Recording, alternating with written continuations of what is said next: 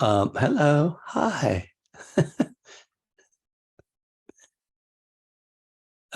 Friday night, June 30th, 2023.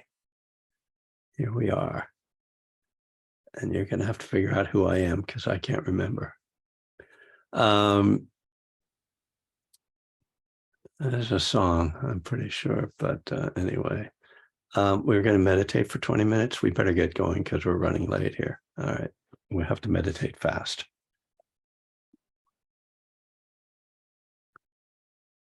How would you meditate fast?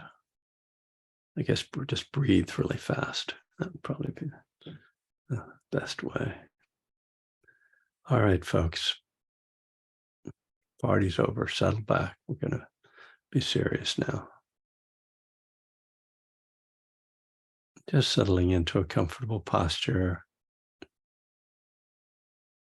Just letting the body kind of find a alignment and stability. You can close your eyes or just lower your gaze. And turning the attention inward.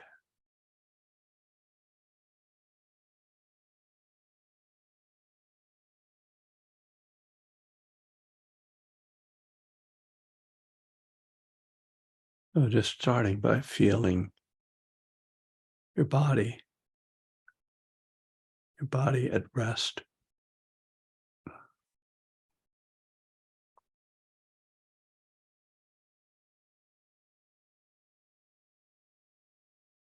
Tuning in to the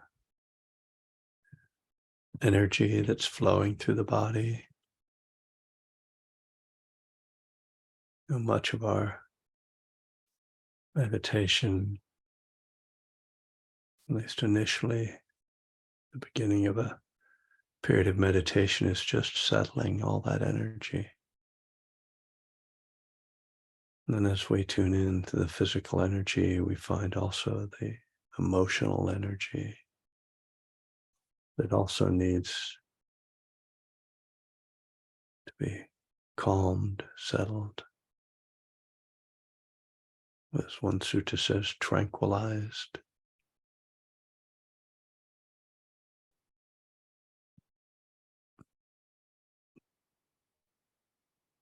And feeling the breath moving in the body.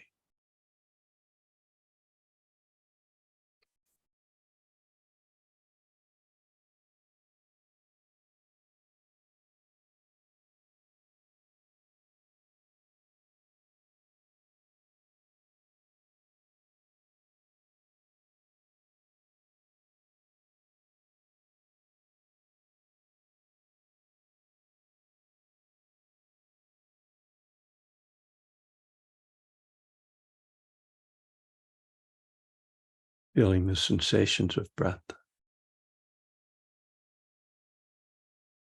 Touch of air at the nostrils or the movement of the belly.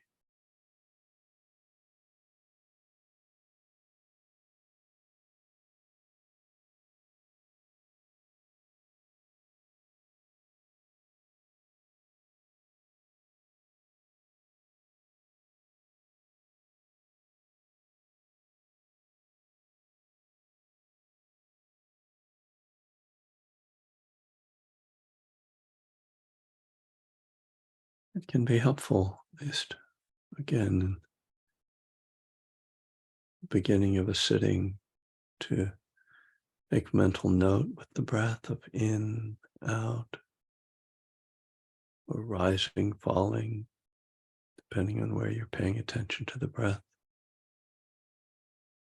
And the words can help you to kind of connect and stay with the sensations, sustain that awareness a bit more.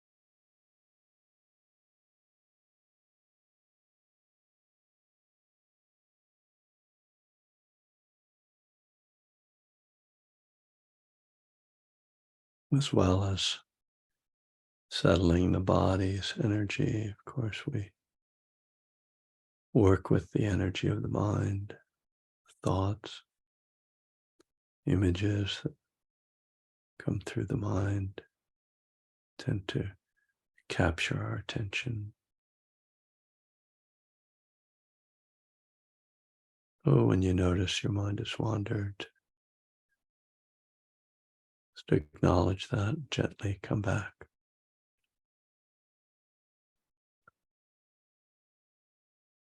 It can be worthwhile to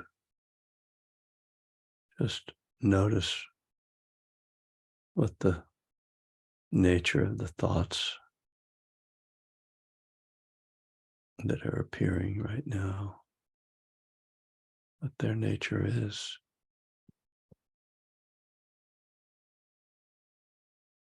So we start to detect certain themes and habits of thinking. Not to analyze that or judge it, or figure it out, just to see it. This helps us to disidentify with the thoughts, just to see them as passing phenomena arising in the mind, uninvited. They come and they go. With our meditation practice, we're trying to change how we relate to those thoughts, not be so much caught up in them, not acting on every thought, not believing every thought.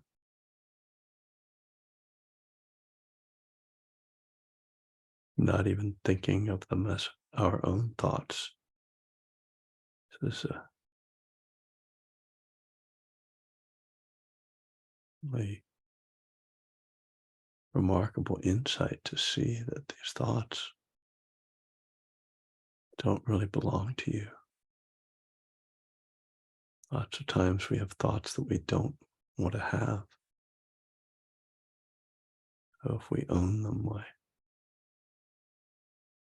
why are they misbehaving?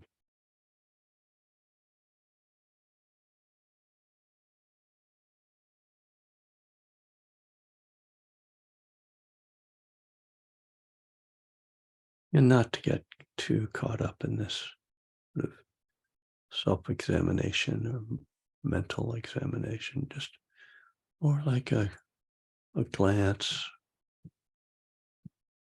and then coming back to the present moment, to the present experience of the breath and the body, whatever feelings are appearing.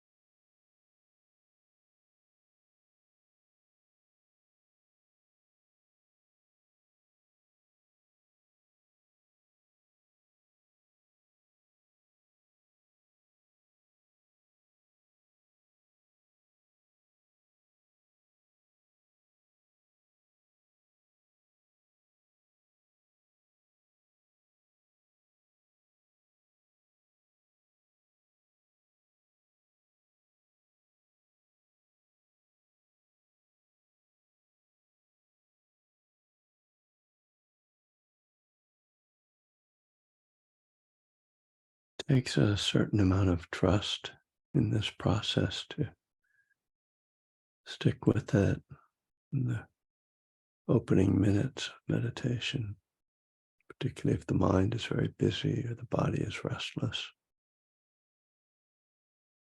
That persistence, if we just keep at it, eventually pays off.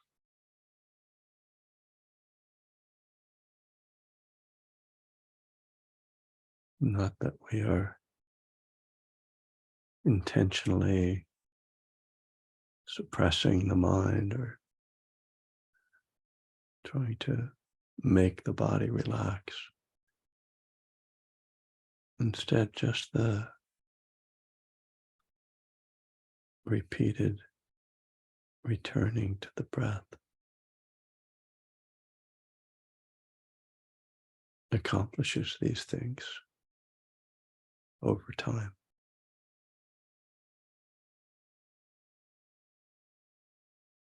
So this is why we need to trust that process, to just stick with it even when it is challenging.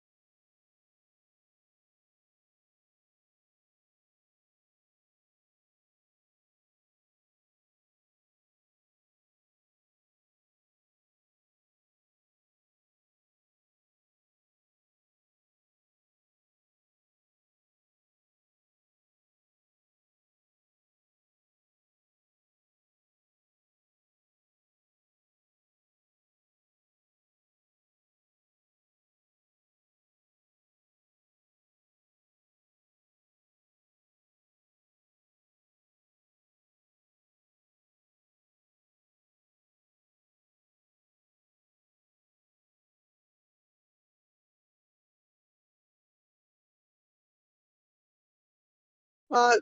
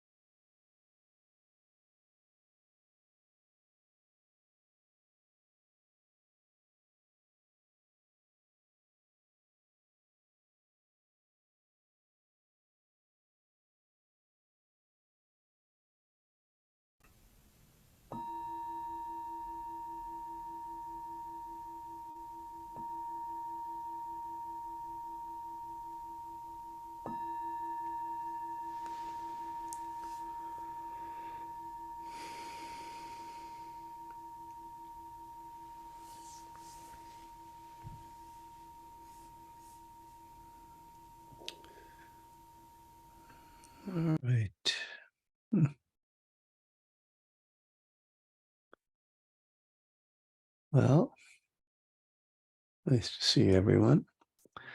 Yeah, I mentioned, I don't know if I said it clearly, that I did update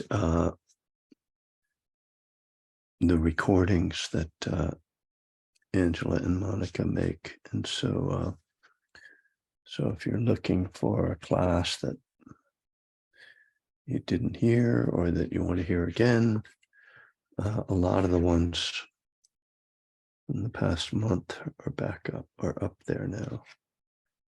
We might have missed one.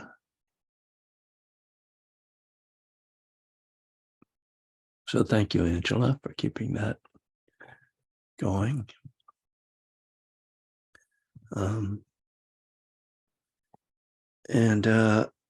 didn't have a particular theme, so I just kind of pulled out some of my books. I realized I'd sort of forgotten that in my my daily reflections book, available on Amazon, Buddhism and the 12 Steps Daily Reflections. I had forgotten that the last day of each month, I have the teaching is spiritual awakening, and this book follows the 12 steps. Conveniently, there are 12 months, so 12 steps, 12 months, and so at the end of each month, I write about a spiritual awakening because I don't believe that spiritual awakening only happens with step 12, as it says in the 12 steps. That's the only place where it's mentioned, but I think that each step has a kind of spiritual awakening. So I thought I would read from this and then see what happens. So June 30th, spiritual awakening. The spiritual awakening of step 6 is the acknowledgement of our readiness or lack thereof to change or do the work of transformation and spiritual growth. It's easy to fool ourselves on this account. We think we want something different in our lives, but when faced with the actual tasks involved in changing, we might balk. Once we overcome this resistance, a world of possibilities opens up for us. Limiting ideas of who we are and what we are capable of fall away. Opportunities that seemed distant or unattainable now appear within our reach. I can't help but notice how, like, I wrote in the voice of Bill Wilson in this. It sounds just like the Big Book. It's very weird. I don't know if I knew that I was doing that. Anyway, let me continue. We see that our understanding about what was standing in our way was mistaken. It was our own resistance, fear, and lack of willingness that held us back. With this new understanding, we become excited about the future instead of fearful or despairing. We realize that while there is no easy or simple way to solve problems or to grow and heal, all we really need is the willingness to take the next step. We may not know exactly where we will end up, but we know it will take us in a positive direction. A sense of freedom comes with this willingness. We'd been trapped unknowingly in our own narrow view. With this step, we escape that trap into the open world of possibilities. Today, examine your own readiness to change and let go of counterproductive qualities and behaviors. Are you still holding back? Or are you willing now to fully participate in your own transformation? It's hard for me to pay attention to what it's just because of the whole rhythm of it. I think that's largely because the nature of this section is one of sort of sounding like the promises, right? It's like you'll not regret the past. Opportunities that seem distant or unattainable now appear within our reach. All right, sorry, I shouldn't be laughing. This is serious business. But it is such an interesting point. So I didn't even mention what step 6 is, in case you don't remember. Step 6 says we were entirely ready to have God remove all these defects of character. And the defects of character that are being referred to are the ones that had appeared in the previous two steps in the inventory of step 4 and the sharing the inventory in step 5. So this is, about willingness and being ready to change. And as I say, it is so interesting how we can say that we want to change, but then when presented with the requirements, we balk. It's hard. I mean, to do the things that will, create a new life for ourselves. And it's not until we come to this step or this stage in our life, this kind of point of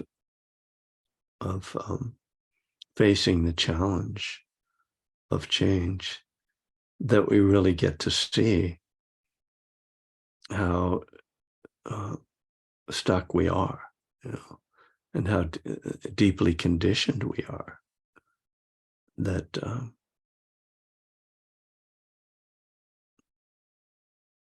this is, this is something I've certainly had to come to grips with, and part of that is actually acceptance. Like, we can work and work and work, working the steps and therapy and meditating, whatever else. But at a certain point, we sort of, I come to see sort of that there are limits, that we have limitations in terms of how we actually are capable of changing. So it's not always about willingness, there, I think there are limits, and certainly, for somebody who's getting sober and starting to work the steps, they probably have no idea what their actual limitations are.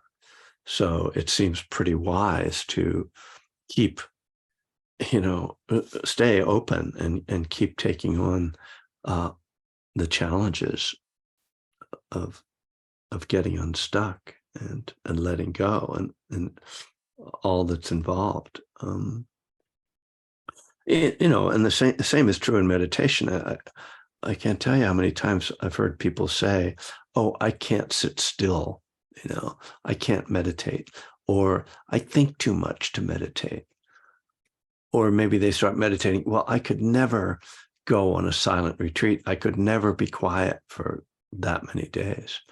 And those are the types of things that I find are very much self-imposed limitations. Now, as to whether you're going to be able to go on like a 3-month retreat, or sit for hours and hours, or maybe you'll find your limits there. I find that an hour and 15 minutes is like as long as I'm able to sit still. Pretty much when I've been on long retreats and I'm trying to push myself, somewhere around an hour and 15 minutes is like I just run out of whatever it is, physical, psychic energy. But it's interesting to look at even something like that. And I really recommend playing with how long you sit. Like, try when you feel like if you have a standard amount of time that you sit, add 5 minutes to it and see what happens. Add 10 minutes, or even just keep sitting without looking at a clock or thinking about time, and see what it is that stops you from continuing. What happens? Typically we categorize the things that stop us from sitting as one of the hindrances. And the most obvious one is restlessness, that you want to move. But there can be just aversion to like whatever. It could be physical pain or boredom or, frustration with the mind. But it's really interesting to play with that edge. And when you feel like you're done, to say, well, let me see if I can just go for one more minute and see. And because the thing to examine is, as I'm saying, is like, what is it that's pushing on you? And to find that resistance. Because when you find it, you can very often breathe into it.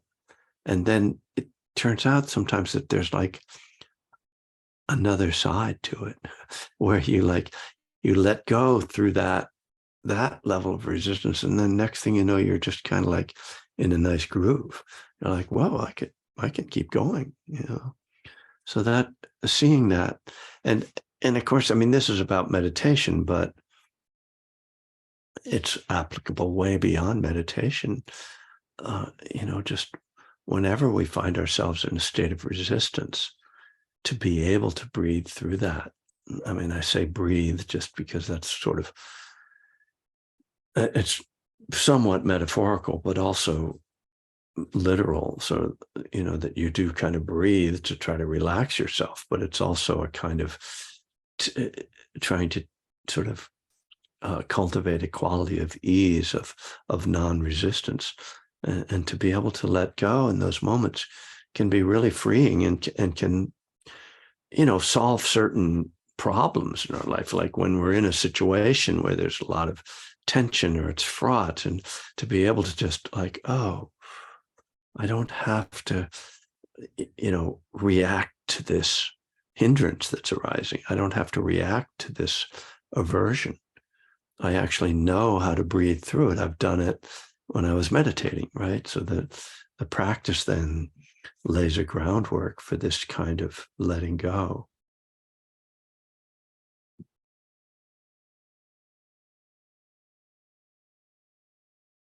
And the other side of this, I would say, is having compassion and kindness, forgiveness for yourself, for your limits, so that, if you find, okay, this is kind of the limit for me, to not like jump in with a judgment. Oh, well, other people can meditate more than me, or other people have, can deal with this. It's like, that's not really what this is about, or what's wrong with me, or why can't, we just, so easy to fall into these habits of self-judgment. And just remember, like, no, like, it's good I'm trying, that's just the trying, the will, as it says, step says, being willing to let go, being willing to try to let go. It's a lot. It's more than most people do.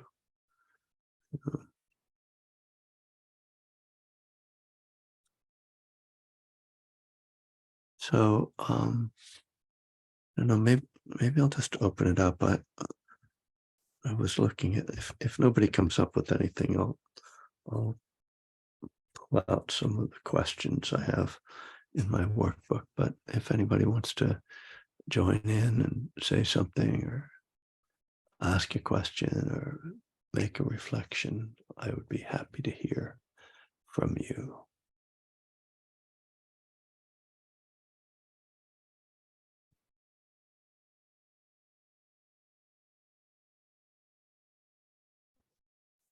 Hi, Kevin. Hello. I'm Julia. I appreciate you talking about, just the act of meditation and adding 5 minutes on. And I've been having a hard time sitting still. And so I'm going to try that this week, like maybe add 5 minutes on each time. And I love my meditation. It, helps me to calm down, but I've just been having a hard time sitting for very long. So what do you find difficult? Just get distracted with my family, and Mhm. or a friend of mine called and she I've been playing phone tag, and I need to put my phone away from the computer. Yes, Just indeed. things like that. Yeah. The dog interrupting, and then running up and down the hall. I get The distracted. dog ate my meditation. Is that So, and there's been times like they're working on the building across the street, and they were hammering and they had saws, uh-huh. and I was meditating. It's like whatever. Yeah, that's good. But yeah, I need to just shut it down and Yeah. sit, you know. Yeah, it's kind of a half measure avail does nothing. I mean, just, it definitely, I mean, it's better to, I don't know, better, but I mean, like to commit to a certain period of time than to just sort of, well, I'm going to try and just go for a really long time. It's just like, just if you could just do 10 minutes committed, then it's fine. But yeah, like you said, I mean, the dog and the phone and the kids and Yeah. if you can close the door on the world and tell them, please leave me alone, uh, unless somebody needs to go to the emergency room, you know. Right. But I know that's not easy when you're, in the family life, that Well, they're older, it's not like they're little kids, so right. so Well, thank yeah, that doesn't mean they're not just as annoying as little kids. So, I mean, God love them, as they say. But I'm thinking of there's a line that they have in the suttas about the lay life. The home life is dusty. I don't know why they call it dusty and something. It's like, it's just like messy and complicated. The Buddha definitely liked the idea of not having any responsibilities. He was a little bit of a rebel. Thanks, Julia. Nice to hear from you. Anyone else want to chime in? Don't wait for somebody else.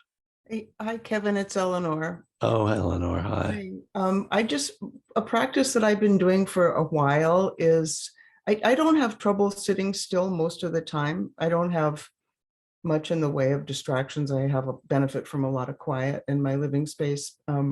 But a practice I've been doing with respect to pushing the meditation a little more is I heard a teacher suggest that the first time that you get that impulse, it's time for me to quit. I got to get up. I have to pee, whatever, you say, okay, that's one. And then you return to what your focus is, your breath or the sounds or the irritating dog running up and down the hall or whatever you're focused on. Mhm. And then you do that 3 times so that it's not a question of needing a clock to say 1 more minute, 2 more minutes. It's how soon does that next impulse to get up and move or to whatever. And then on the third one, you can reevaluate and say, okay, I did 3 this time. Is it time now to get up? But it only works if you have an unlimited amount of time to sit and you don't have to catch Right. bus or whatever. So Yeah, it's a suggestion that's been useful to me. that's great. Thank you for sharing that. That's good. I know a lot of people, I think, use like Insight Timer or some, bell, something that rings for them, which I think it is really helpful to set a time and then wait for it. And I have to confess, well, I don't have to, but I will confess that I that's not what I do. When I sit down, I decide how long I'm going to sit, but I have a clock in front of me. And so I look at the clock as I go along. And the thing is that I don't have to look at the clock because I know how much time has passed. If you do it long enough, you get a pretty good sense of, how much time has passed. But that's my bad habit. And because then when you go and retreat and you don't have control over it, you're like, oh man, how much time is left? It's the old on the retreat, like sneaking a look at your watch, right? Oh, it's the bell. When are they going to ring the bell? And it's always like, oh, it's just 5 minutes. Why didn't I just wait? Like, but that's, karma.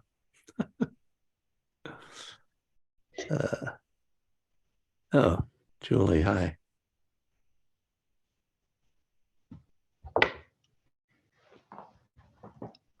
Oh, Hello, everybody. you're outside. I am outside, and I'll turn my video back off in a minute. I really needed to hear tonight, and it was so beautiful. Trust the process Hmm. and over time, because of course I want everything to happen on my timeline. So, the craving arises, 10 minutes have passed, that's enough. Why isn't it finished? But really trusting the process and over time has been really, really helpful. A lot of things are still not available to me, but I am trusting the process more. So that was just extremely helpful to hear tonight. So I'm glad I was here to hear it with all of you. Thank you. Thanks, Julie. Yeah, it is such a funny thing, isn't it? I've been thinking about like how,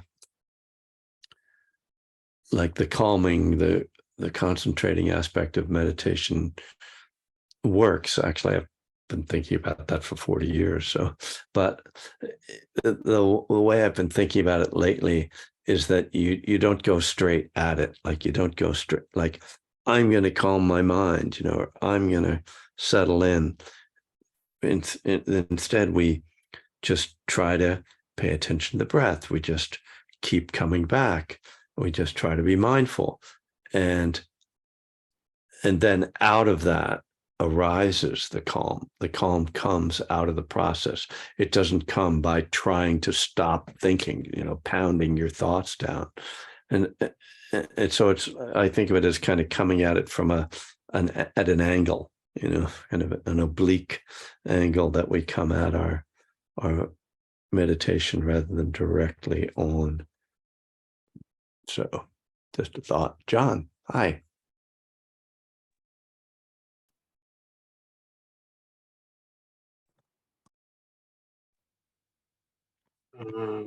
There you go. You're unmuted.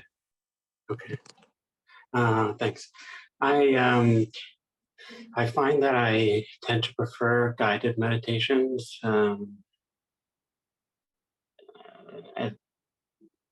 If nothing else, for to hear someone's voice every once in a while and remind me that I'm not sitting here to think about something. I'm here to meditate, to remind me. And I'm hesitant to transition into more just silent meditations on my own without needing any guidance. So I was wondering, I mean, with the guided meditations, I'm comfortable sitting for up to an hour or so, but yeah, I just seem to have some hesitation with if I were to sit on my own. I feel like maybe I'm not learning as much, or there's I could be listening to some wise guru or something that could teach me something while I'm meditating. So if you have any advice as to Well, I mean, I have a bias towards silent practice because I feel that it develops independence. You develop your own trust and sense of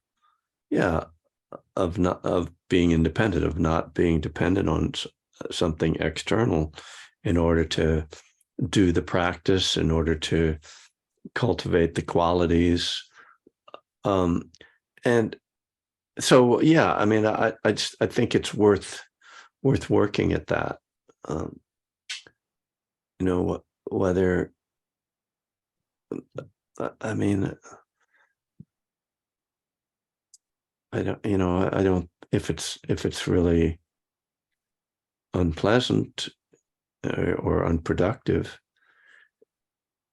yeah, I can see why you wouldn't want to do it. I mean, it's certainly probably more likely, although this isn't always true, but that you're going to have to deal with more kind of distraction and wandering mind if there isn't somebody interrupting your thoughts, like with the guidance. But that then gives you more opportunity ultimately to develop your own practice and to sort of make it more your own, and sort of see, well, what is it what's really difficult for me, and what do I really need to work with. I mean, I feel like you're sort of like, asking for it from me. You're sort of like, should I sit silently? Well, I mean, you sort of must know that I'm going to say that, right? Right. I think I've heard you say it before, actually, and I feel like I'm in the shallow end of the pool, and I just need somebody to like push me into the deeper water. Yeah. Another thought I had, and I appreciate your insight, was maybe dedicating more time to reading Dharma related literature, to supplement my meditations, and that will kind of give me some more confidence to Yeah. silent meditation. I think it's really important to study and to read and to just to always have a Dharma book going of one sort or another. And I would also say to really read to the level that's helpful for you, because there's Dharma writings that are just not that accessible.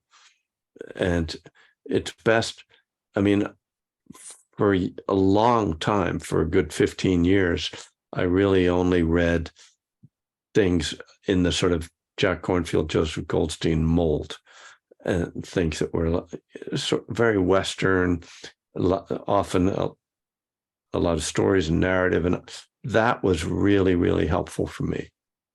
And it was only after that time that I started to dip my toes into more dense, sutta study and all that.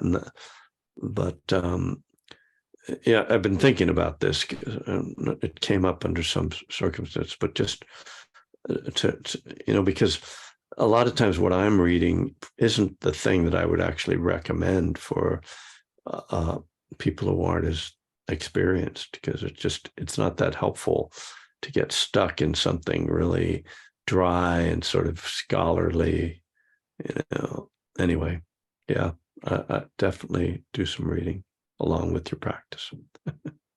Thank you. Nice to see you, John. Likewise. Gail, hi. Hi, Kevin. Hi, everyone. Guys, I'm not exactly sure how to put this. I think I went for about a year when I was sort of in a spiritual depression, flatness. And when I stopped doing meditation daily because it became difficult and I felt like it was counterproductive. I was fighting all the time, and I'd be less peaceful afterwards. And and it really bothered me because I did all that self-talk about, you don't know what you're doing and you're not good enough. And, and I had this conversation with my spiritual teacher repeatedly, and when I have sponsees or something who talk about the same thing over and over, kind of annoying, and I could hear it in myself, the same thing over and over, and trapped. I don't know what happened this spring, but one of the things I gave myself permission was to know that whatever I was going through, it was not permanent, and that it would change. And if I tried to force it to change, it probably wouldn't change any faster than if I just sat back and waited for it, whatever it was, to kind of peacefully change. And it has. And I've reached the point that meditation is like possible again now. And not only that, but it's enjoyable. Whoa. I mean, Yeah. it's really nice to be able to be on the other side. I've told people, that this is a good place, and this too is impermanent. So I'm going to enjoy it the best I can for as long as it lasts, knowing that this is what it is now. And I do believe in these positive feedbacks, that if I'm in a good place and I say I'm in a good place, and that strengthens my ability to stay in a good place, because Yeah. I can certainly get into that negative, I'm not doing it right, which makes me feel like I'm not doing it right. And then, that negative, that downward spiral. And I really appreciate how you're really gentle with us, or at least that's what I hear.